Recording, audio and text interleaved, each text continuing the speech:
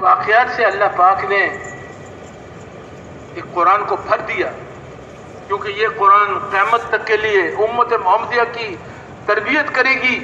یہ کس امت کی تربیت کرے گی؟ جس کو نبیوں والا کام ملا، جس کو نبیوں والی محنت ملی، جس کو نبیوں والا میدان ملا، جس کو سردار دو عالم صلی اللہ علیہ وسلم والا کام ملا، اس امت کی تربیت کون کرے گا؟ آپ صلی اللہ علیہ وسلم تو 23 سال ہیں، 13 سال مکہ، 10 سال مدینہ، اس کے بعد 23 سال کے بعد ختم۔ آپ کی نبوت تو ہے لیکن آپ نہیں ہیں، تربیت کون کرے گا؟ امت کی رہنمائی کون کرے گا؟ روز مرہ امت، یہ 15ویں صدی چل رہی ہے، عیسوی اپنا ہجری، 1500 سال تقریباً ہو گئے۔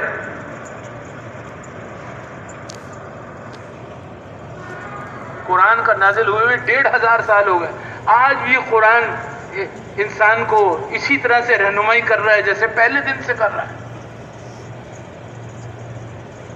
آج بھی یہ قرآن اس امت کی رہنمائی کرے گا۔ کون سی امت؟ جو نبی کا کام کرنے والی امت ہے، اس کے نبی کے واقعات ہیں، نبیوں کے اعتبار سے تربیت ہے، محنت کے اعتبار سے تربیت ہے، قربانیوں کے اعتبار سے تربیت ہے۔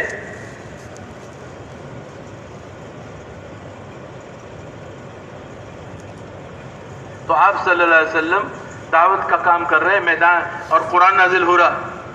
اب بتاؤ یہ قرآن کس پر کھلے گا؟ جو جس طرح سے میدان دعوت اس انداز سے لگے گا جس طرح سے آپ سے سم لگے، وہ اس محنت میں لگے گا۔ مکی محنت ہے، مدنی محنت ہے، جس طرح سے ہم لگیں گے اس طرح سے، جس طرح سے آپ سے سم لگے تو قرآن کھلے گا۔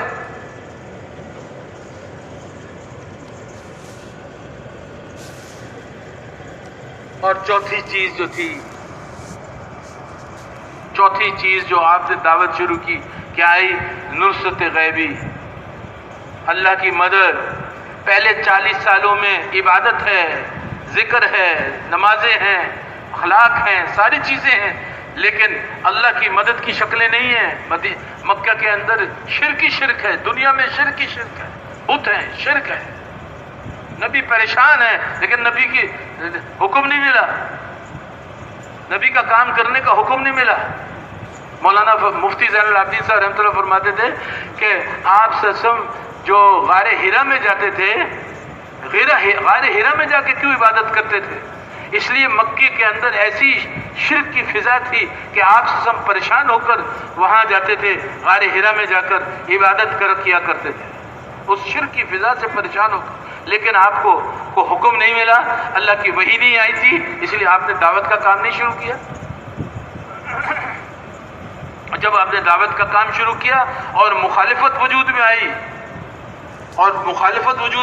لوگ مقابلے میں اترے، تو اللہ کی معیت، اللہ کی قدرت، اللہ کی طاقت کا اعلان ہو گیا۔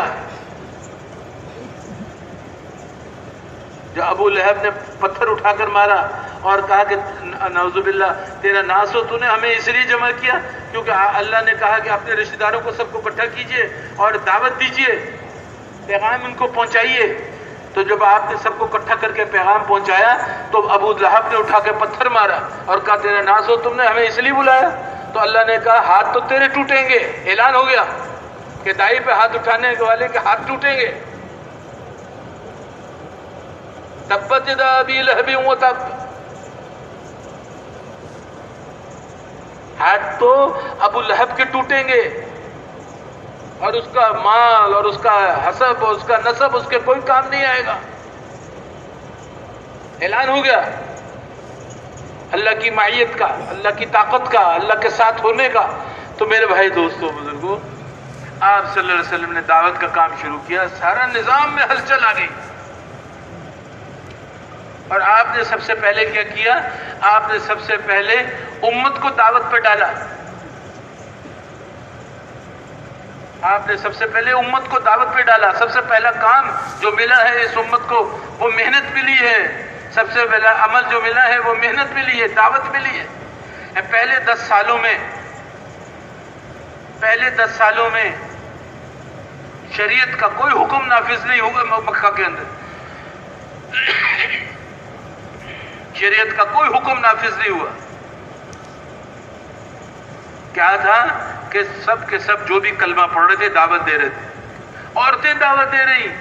حضرت خدیجہ رضی اللہ تعالیٰ عنہ سب سے پہلے مسلمان ہونے والی، سب سے پہلے دعوت دینے والی، سب سے پہلے آپ سے سب کو حوصلہ بڑھانے والی، سب سے پہلے دعوت کے لیے جو قدم اٹھے وہ خدیجہ کے اٹھے۔ ورقہ بن نوفل اپنے قریبی رشتہ دار کے پاس آپ صلی اللہ علیہ وسلم کو لے کے گئی، جو انجیل کے بہت بڑے عالم تھے، اور انہوں نے حوصلہ بندھایا۔ اس نے کہا نہیں، واقعی جبرائیل علیہ السلام ہے، نبوت مل رہی ہے۔ تو سب سے پہلے قدم جو اٹھے وہ عورت کے اٹھے تبلیغ کے لیے، اور خدیجہ رضی اللہ عنہ کی دعوت سے ام جمیل مسلمان ہوئی، جو حضرت عمر کی بہن تھی، اور ام شریک مسلمان ہوئی، اور ام شریک دائی تھی، گھر گھر جا کے عورتوں کو دعوت دیتی تھی۔ عورتیں دعوت دے رہی، مرد دعوت دے رہے، عورتیں دعوت دے رہی، غلام دعوت دے رہے، امیر دعوت دے رہے، تاجر دعوت دے رہے، پورا معاشرہ دعوت پر اٹھا ہے۔ یہ امت ہے، نبی والی خاتم النبیین کی امت ہے۔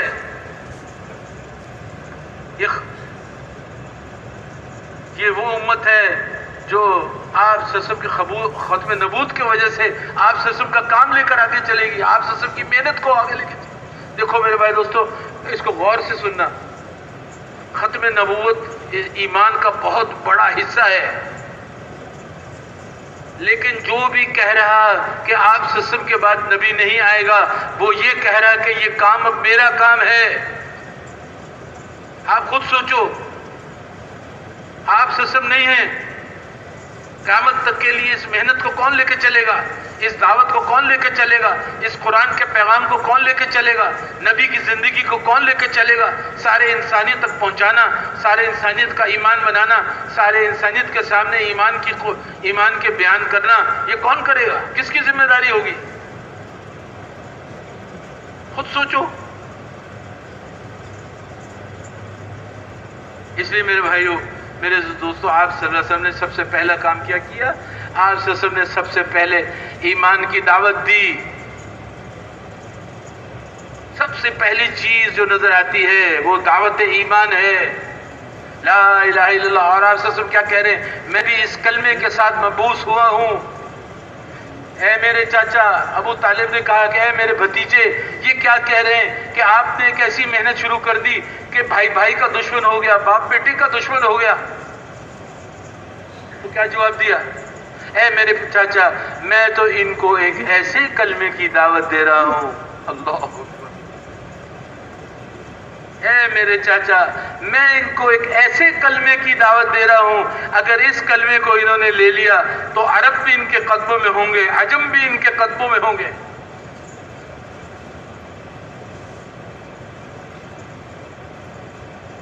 تو ابو سفیان کھڑا ہوا اور کہا ہم تو ایسے 10 کلمات کہنے کے لیے تیار ہیں، تیرے نانا کے سر کی قسم، ہم تو ایسے 10 کلمات کہنے کے لیے تیار ہیں۔ تو پھر آپ سے فرمایا کہ کلمہ یہ ہے لا الہ الا اللہ محمد رسول اللہ۔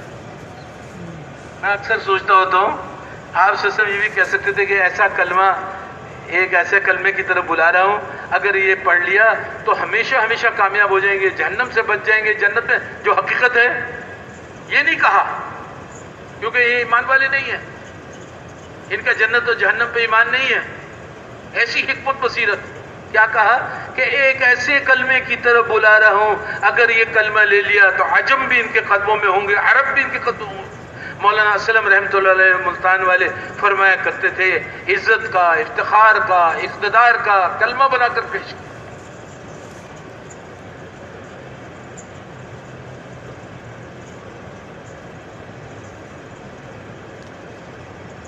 جب آپ نے کلمہ کہا کہ کلمہ لا الہ الا اللہ محمد رسول اللہ ہے، تو کپڑے جھاڑتے ہوئے کھڑے ہو گئے اور کہا کہ ہمارے سارے خداؤں کا ایک خدا بنا دیا۔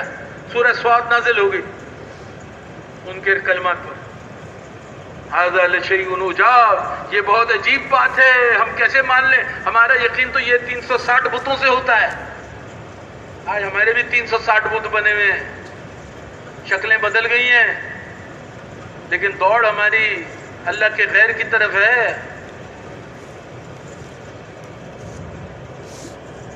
میرے بھائیو، دوستو، بزرگوں، تو پھر دوسرا کام کیا تھا؟ 4 کام میں آپ سے عرض کرنے لگا ہوں جی. پہلے 10 سالوں میں 4 کام ہیں. دوسرا کام دعوت پر ڈالنا، محنت پہ ڈالنا، محنت کرنا، محنت پہ ڈالنا. یہ آپ سسم کی جداگانہ محنت تھی. کوئی نبی، سارے نبیوں نے آ کے دعوت تو دی لیکن نبیوں نے دعوت پہ نہیں ڈالا. آپ سسم نے امت کو دعوت پہ ڈالا، اور اس لیے ڈالا کہ یہ امت نے قیامت تک کے لیے اس کام کو چلنا ہے.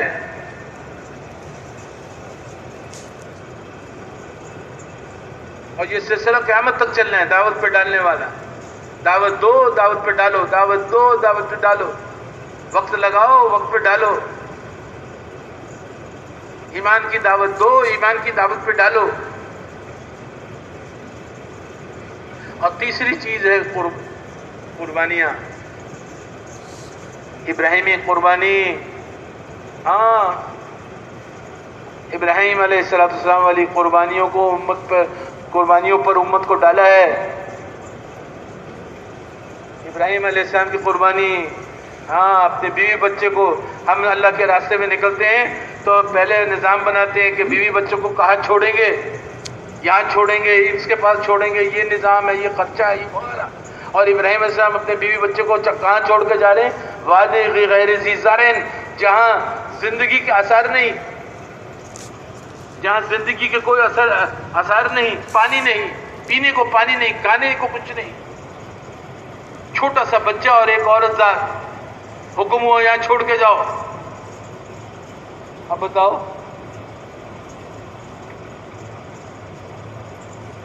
بہت بڑی بنیاد ہے. یہ دعوت کی بنیاد یہاں سے شروع ہوئی ہے. تبلیغ کا کام یہاں سے شروع ہوا ہے. حج جو ہے تبلیغ کا کام سکھاتی ہے. حاجی جو ہے وہ حج پہ جاتا ہے، یہ سیکھنے جاتا ہے. بیوی بچوں کو اللہ کے حکم کی وجہ سے چھوڑنا، بیوی بچوں کو اللہ کے حکم کی وجہ سے چھوڑنا، حج پہ سیکھتا ہے جا کر. قربانیاں کرنا اللہ کے دین کی خاطر حج پہ جا کر سیکھتا ہے. حکم کے سامنے سر جھکا دینا حج پہ جا کر سیکھتا ہے.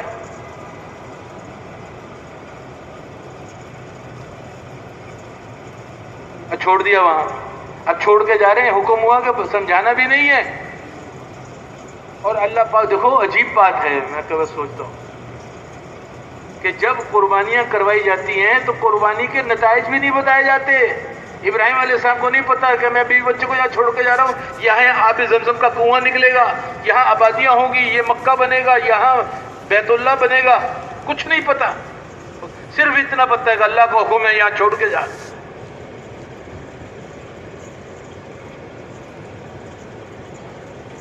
اللہ کا حکم ہے یہاں چھوڑ کے جا.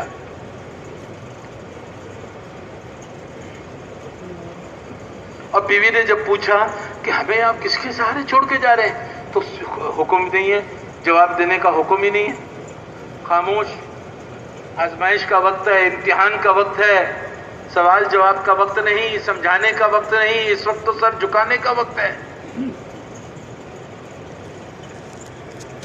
بعض اوقات سمجھایا جائے گا، بعض اوقات سمجھایا نہیں جائے گا. تو بیوی بھی سمجھ گئی. جب ایک دو دفعہ پوچھا کہ اللہ کا حکم ہے، اللہ کے امر کی وجہ سے، تو سر جھکایا کہ ہاں. تو بس فوراً نبی کی بیوی ہے، کہتی ہے پھر اللہ ہمیں ضائع نہیں کریں گے. ہاں، ہلاکت کے نقشوں میں ہلاک کرنے والا وہ، ہلاکت کے نقشوں میں حیات دینے والا وہ، حیات کے نقشوں میں ہلاک کرنے والا وہ، پلانے والا وہ، کھلانے والا وہ، پرورش کرنے والا وہ. تو پھر مسئلہ کیا ہے؟ اس کے سامنے سر جھکانا کامیابی ہے، جب اس کے ہاتھ میں سب کچھ ہے. وہ کہہ رہے میرا حکم ہے، میرے سامنے میرے حکم پر جھک جا، تو کرنے والا میں ہوں.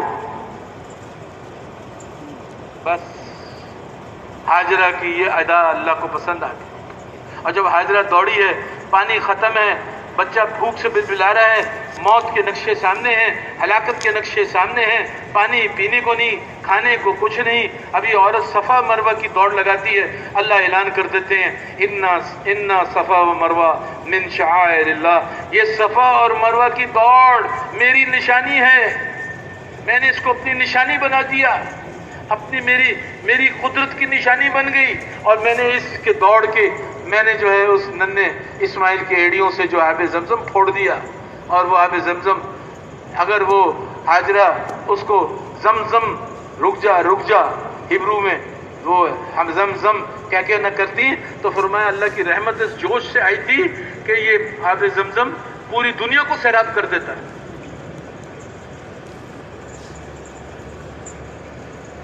اب یہ عورت کی دوڑ اتنی پسند ہے، اس کو اللہ نے کہا صحیح ہے، یہ حج کا حصہ بن گیا، اور قیامت تک کے لیے اگر نبی بھی آئے گا تو نبی بھی اس عورت کی نقل اتارے، حاجی بھی اس عورت کی نقل اتارے، حج نہ ہونے کا جب تک اس عورت کی نقل اتاری نہ گئی۔ یہ ہے قبولیت، یہ ہے قربانیوں کے اثرات۔ قربانیوں کے اثرات قیامت تک رہتے ہیں، یہ سارے قربانیاں قیامت تک چل رہی ہیں، اس کے اثرات۔ اور پھر تیسرا کام، پھر امتحان 10 سال کے بعد، پہلے 1 سال کے بعد آئے، پھر 10 سال کے بعد آئے، بیٹا جوان ہو گیا، نبوت کے آثار ہیں، بڑھاپا ہے، اپنا بڑھاپا ہے، بڑھاپے میں جوان بیٹا نبی والے اوصاف، نبی والے صفات، کیا سینے کے اندر جوش مارا ہوگا، کیا نگاہ پڑی ہوگی۔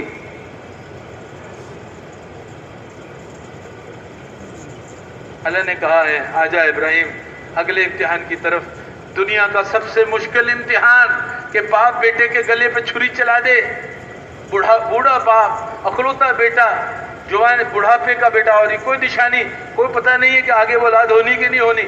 اب جو اولاد ہے، آب زمزم پہ پلا ہوا اسماعیل، اس کے گلے پہ چھری چلا دے، خواب میں دیکھا، اپنے بیٹے سے تذکرہ کیا، اللہ نے بیٹے کی بھی آزمائش لی، بیٹا بھی ابھر کے بولا ابا حضور یہ اللہ کا حکم ہے فوراً پورا کر دیجئے۔ باپ بھی قربانی کے لیے تیار، بیٹا بھی قربانی کے لیے تیار، باپ گلا کاٹنے کے لیے تیار، بیٹا گلا کٹوانے کے لیے تیار۔ اور جب اسے امتحان سے نکلے، گلا ان کو بیٹے کا کٹنے کی بجائے دمبے کا کٹا، اللہ کا امر ہوا، اللہ نے کہا یہ عظیم قربانی ہے، اللہ نے کہہ دیا، اعلان کر دیا،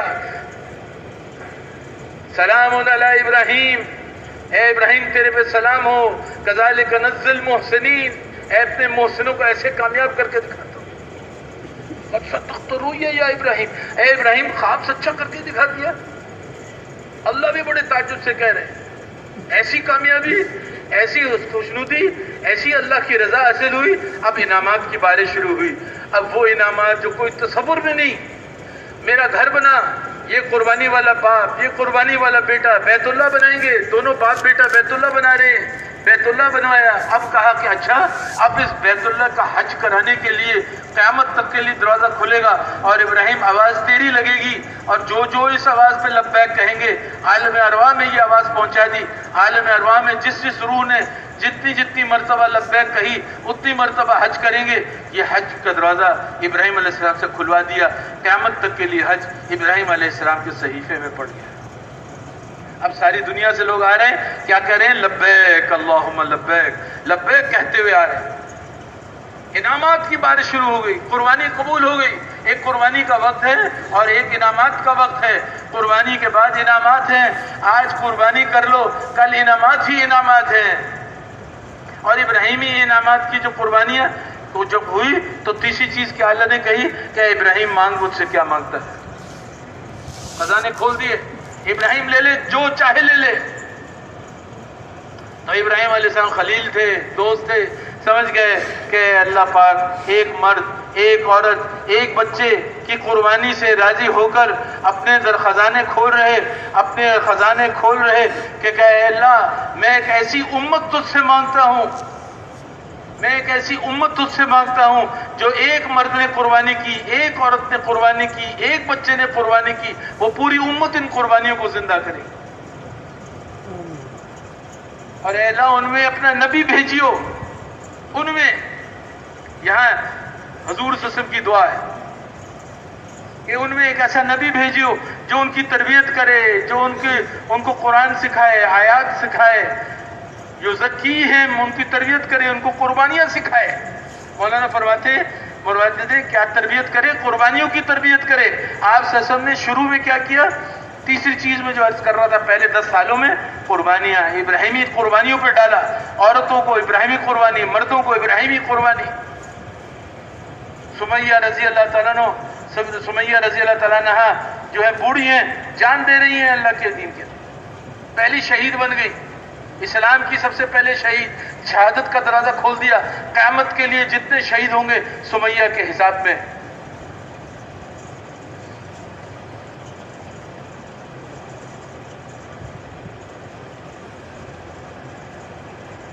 قربانیاں سکھائی. تیسرا کام مکے میں جو پہلے 10 سالوں میں ہو رہے ہیں، قربانیاں، نبیوں کا مزاج، نبوت والا مزاج بنایا جا رہا ہے، نبیوں والی قربانیاں سکھائی جا رہی ہیں. اور چوتھی چیز کیا ہے؟ خروج فی سبیل اللہ. ہاں، مولانا سید خان صاحب فرماتے تھے، یہ میں نہیں کہہ رہا کہ شروع میں ہی لوگوں کو اللہ کے راستے میں نکالا. عمر بن عبسہ رضی اللہ تعالیٰ عنہ چوتھے مسلمان ہیں، ان کو 7 سال کے لیے بھیج دیا. اور ابو ذر غفاری رضی اللہ عنہ شروع کے مسلمان ہیں، 6 سال کے لیے بھیج دیا. تو پھر دوسری قبیلہ دوست کی طرف ایک دفعہ بھیجا، پھر آئے، پھر دوسری دفعہ بھیجا، پھر سارا قبیلہ مسلمان ہوا. اور سعد بن معاذ رضی اللہ عنہ قبیلہ اشل کی طرف بھیج دیا، پورا قبیلہ اشل مسلمان ہو گیا. چاروں طرف بھیج دیے، دعوت کا نظام، دعوت کا میدان ہموار کر دیا. آپ سے مدینہ میں داخل ہوئے تو مدینہ کا پورا مدینہ اسلام میں داخل ہو چکا تھا، الا ماشاءاللہ. ہجرت کر کے مدینہ میں داخل ہوئے تو مدینہ میں تلواریں لے کر کھڑے تھے کہ ہم جان دینے کے لیے تیار ہیں. میرے بھائیو، دوستو، بزرگوں، اللہ جل شانہ نے اس امت کو اس کام کا ذمہ دار بنایا ہے. ہم سارے کے سارے اس کام کے لیے بھیجے ہوئے ہیں.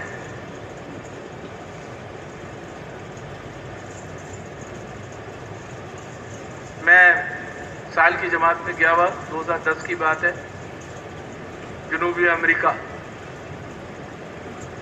تو پیرو ایک ملک ہے، وہاں تھے ہم لیما میں. تو کسی نے مجھے بتایا کہ مسجد میں جو آگے جوان بیٹھا ہے نا، یہ 20 دن پہلے مسلمان ہوا، آپ اس سے بات کیجئے. تو میں نے اس سے بات کرنی شروع کی تو وہ بے چین ہو گیا. تو میں نے کہا کیا بات ہے؟ اس نے کہا تم چاہتے کیا ہو؟ میں نے کہا میں یہ چاہتا ہوں ایمان بنانے کے لیے، دین کو سیکھنے کے لیے، نبی کے کام کو سیکھنے کے لیے تم 4 مہینے کے لیے پاکستان آؤ. تو مسکرا ہوا. اس نے کہا میری 40 سال کی عمر ہے، میں نے ابھی وکالت میں PhD ڈاکٹریٹ ختم کی ہے، 40 سال کی عمر ہے، تو مجھے 4 مہینے کے لیے کہہ رہے ہو؟ نبی کا کام سیکھنے کے لیے، وکالت سیکھنے کے لیے مجھے سال لگ گئے، 20 سال لگ گئے، اور نبی کا کام سیکھنے کے لیے صرف 4 مہینے. آدھے گھنٹے میں جا کے پاسپورٹ لا کے ہاتھ میں پکڑایا اور کہا جو کہتے ہو میں کرنے کے لیے تیار ہوں. 4 مہینے کو میں 4 سال کے لیے تیار. 8 آدمی میرے پاس آئے، وہ پیرو کے نئے مسلمان تھے. انہوں نے مجھے کہا کہ ہم نے سنا ہے تم کہہ رہے ہو کہ ایمان بنانے کے لیے کورس ہے، 4 مہینے کا کورس ہے. میں نے کہا ہاں 4 مہینے کا کورس ہے. کہنے کہ ہمیں کیوں نہیں بتاتے؟ ہم نے ان سے بھی گشت بھی نہیں کیے تھے. انہوں نے کہا ہمیں بتاؤ نا، ہم ایمان کے کورس کے لیے تیار ہیں، جو چاہیے ہم کرنے کے لیے تیار ہیں. دنیا میں میرے دوستوں لوگ تیار بیٹھے، ساری دنیا تیار بیٹھی. ہم سارے کے سارے عالم کے لیے بھیجے ہوئے، سارے عالم کا میدان ہمیں ملا ہوا، سارے عالم کا کام ملا ہوا، گورے کالے. ہمیں 2001 میں امریکہ میں حاجی صاحب نے بھجوایا، 7 مہینے کی جماعت تھی، اور کہا کہ کالوں میں محنت کرنا. کالوں میں محنت کرتے کرتے کرتے کرتے ایسی کیفیت بنی، کالے. اب بتاؤ ہمارے سے کتنے مختلف، لیکن ایسی ان کے ساتھ محبت بن گئی. وہ وہاں احساس و امت کیا چیز ہے. اور راتوں کو اٹھ کے ان کے لیے روتے تھے ہم، دنوں میں بھی نماز کے بعد بیٹھ کے روتے تھے کہ ان کے ساتھ کیا ظلم ہو گیا. اور میں ایک کالے کے ساتھ بہت پرانا ساتھی گشت پہ گیا ہوا، میں دعوت دے رہا اور وہ روئی جا رہا. میں نے کہا کیا ہو گیا بردر، واٹ از ہیپنڈ، کیا ہو گیا؟ کہنے لگا کہ آج میں قسم کھا کے کہہ سکتا ہوں کہ کوئی مجھ سے محبت کرتا ہے. اس نے کہا ایسا صدیوں میں نہیں ہوا ہوگا. یہ تبلیغ کا کام ہے کہ کالے اور گوروں کو جوڑ دیا. عرب اور عجم کو جوڑ دیا. یہ تبلیغ کا کام ہے, نبی کا کام ہے. نبی کے کام میں جان اور مال لگے گا تو امت جڑے گی, ایک امت بنے گی. یہ ایک امت کو بنانے والی محنت ہے. میرے بھائی دوستو, یہ جو ہمیں کہا جا رہا ہے کہ لگا لو اپنا وقت, 4 مہینے لگا لو, سال لگا لو, 7 مہینے لگا لو, یہ سال اور 7 مہینے کا کام نہیں ہے, یہ زندگی کا کام ہے. زندگیوں کے فیصلے کرنے ہیں. اپنی زندگی کو اس رخ پہ لگانا ہے, اپنی اولادوں کو اس رخ پہ لگانا ہے, اپنے قریبی رشتہ داروں کو اس کام پہ لگانا ہے. آپ سے نے قربانیوں کی انتہا کر دی, قربانیوں کی انتہا کر دی. صحابہ نے جو سب سے عزیز تھا, عزیز چیز لگا دی. جب حکم ہوا سر جھکا دیا, ہلاکت کے نقشوں میں سامنے سر جھکا دیا.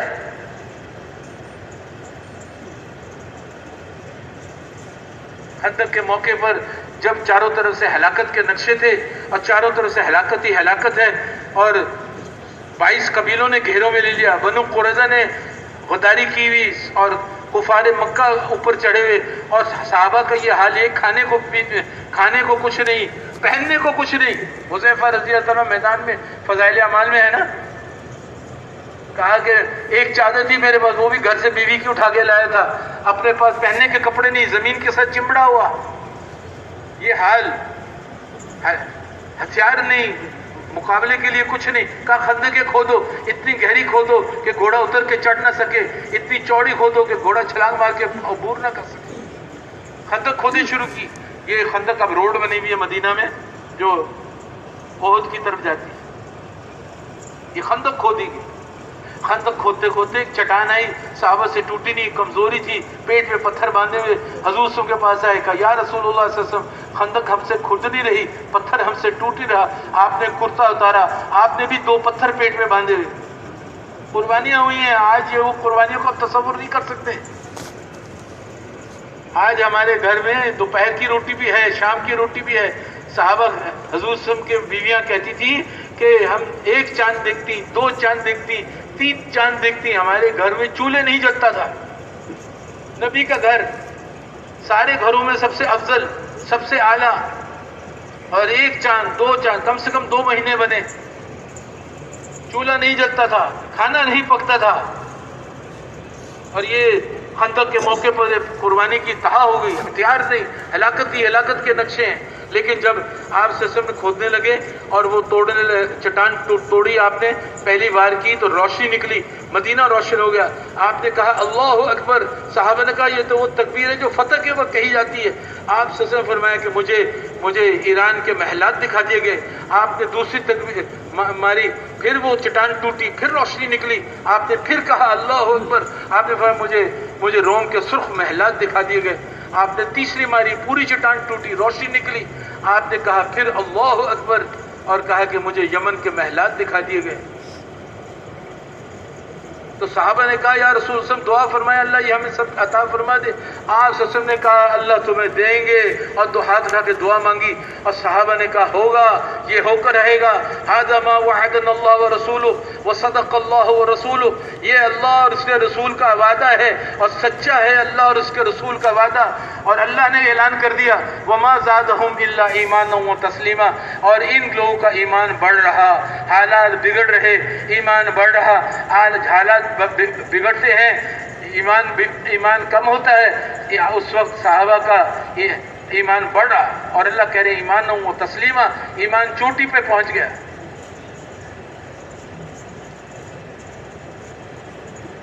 میرے بھائیو عزیزو دوستو, یاد رکھنا یہ بات, حالات کو دیکھ کے تبلیغ کا کام نہیں ہوگا, حکم کو دیکھ کر تبلیغ کا کام ہوگا, حکم کو دیکھ کر تبلیغ کا کام ہوگا. اللہ کے سامنے اللہ کا جو اللہ ہم سے چاہتے ہیں اس میں لگنے پر تبلیغ کا کام ہوگا, اور کام کو آگے لے کے چلیں گے. یہ اس طرح سے میرے بھائی دوستو کہ جیسے صحابہ نے کیا, یقین سے کیا, پورے وعدوں کے یقین سے کیا. اللہ کے وعدے ہیں یا ایھا الذین آمنوا ان تنصروا اللہ ینصرکم. اے ایمان والو تم میرے دین کے کام میں لگ گئے, میں تمہارے کاموں میں لگ جاؤں گا. ہمارے کام اللہ بنائیں گے, ہماری ضرورتیں اللہ پوری کریں گے, ہمارے مسائل اللہ حل کریں گے. جب ہم اللہ کے کام میں لگیں گے اللہ ہمارے کاموں میں لگ جائیں گے. تو بھئی اس کے لیے سب تیار ہیں؟ اب آپ کی باری ہے. میں نے 1 گھنٹہ بات کر دی. اب آپ بتاؤ کون کون اس کے لیے تیار ہے کہ ہم دیر اور دور کے لیے تیار ہیں؟ ہم تیار ہیں، اللہ کے وعدوں کے یقین کے ساتھ تیار ہیں.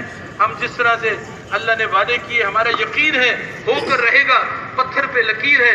حضور فرما گئے، حضور بتا گئے کہ اس کام میں لگو گے میری مدد اور نصرت تمہارے ساتھ ہوگی، میری مدد اور نصرت تمہارے ساتھ ہوگی. میں تمہارے کام بناؤں گا، دنیا اور آخرت بنا دوں گا.